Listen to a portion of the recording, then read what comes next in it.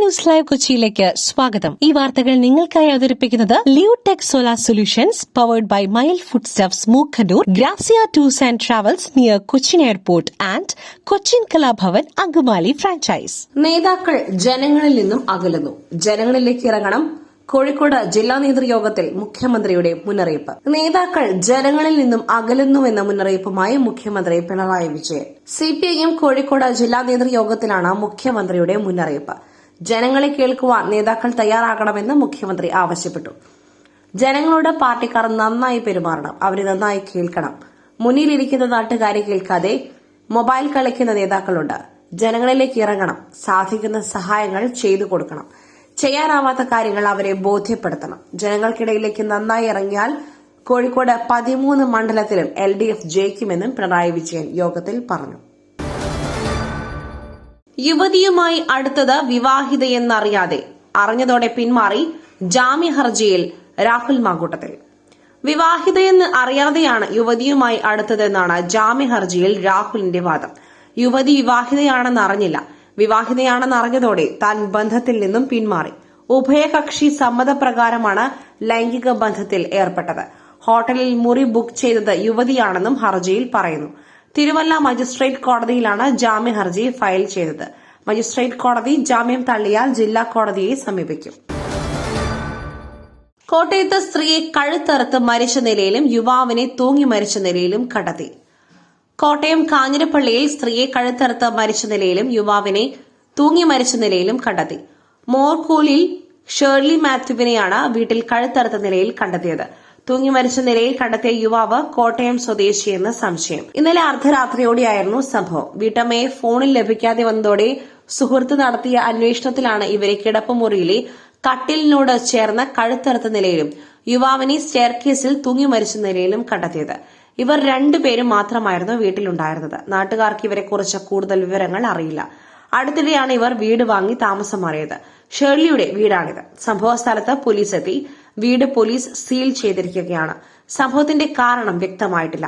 Scientific വിദഗ്ധർ എത്തിയ ശേഷം മാത്രമേ വീട് തുറന്ന് പരിശോധന നടത്തൂ. വിശദമായ അന്വേഷണത്തിലേക്ക് പോലീസ് കടന്നു. ശബരിമല സ്വർണ്ണക്കൊള്ള 3 പ്രതികളുടെ ജാമ്യാപേക്ഷ ഹൈക്കോടതി ഇന്ന് പരിഗണിക്കും. ശബരിമല സ്വർണ്ണക്കൊള്ള കേസിൽ 3 പ്രതികളുടെ ജാമ്യാപേക്ഷ ഹൈക്കോടതി ഇന്ന് പരിഗണിക്കും. തിരുവിതാംകൂർ ദേവസ്വം ബോർഡ് മുൻ പ്രസിഡന്റ് എ പത്മകുമാർ, ബെല്ലാരിയിലെ സ്വർണ്ണ വ്യാപാരി ഗോവർദ്ധൻ, ദേവസ്വം മുൻ അഡ്മിനിസ്ട്രേറ്റീവ് ഓഫീസർ മുരാരി ബാബു എന്നിവരുടെ ജാമ്യാപേക്ഷയാണ് പരിഗണിക്കുക. 3 പേർക്കും സ്വർണ്ണക്കൊള്ളയിൽ മുഖ്യ പങ്കുണ്ടെന്നാണ് SIT കണ്ടെത്തൽ. ജാമ്യഹർജിയെ എതിർത്ത് SIT സത്യവാങ്മൂലം നൽകിയിട്ടുണ്ട്. ജസ്റ്റിസ് എ ബദറുദ്ദീന്റെ ബെഞ്ചാണ് ജാമ്യഹർജികൾ പരിഗണിക്കുന്നത്. അതേസമയം റിമാൻഡിൽ കഴിയുന്ന തന്ത്രി കണ്ഠരര് രാജീവരെ കസ്റ്റഡിയിൽ വാങ്ങുവാനായി SIT ഇന്ന് കൊല്ലം വിജിലൻസ് കോടതിയിൽ കസ്റ്റഡി അപേക്ഷ നൽകും. തന്ത്രിയെ ശബരിമലയിലെ ദ്വാരപാലക ശില്പപാളികൾ കടത്തിയ കേസിലും SIT പ്രതി ചേർക്കും. സ്വർണ്ണപ്പാളി ചെമ്പാക്കി മാറ്റിയ മഹസറിലും ഒപ്പിട്ടത് വഴി തന്ത്രിക്കും ഗൂഢാലോചനയിൽ പങ്കുണ്ടെന്നാണ് SIT വിലയിരുത്തൽ.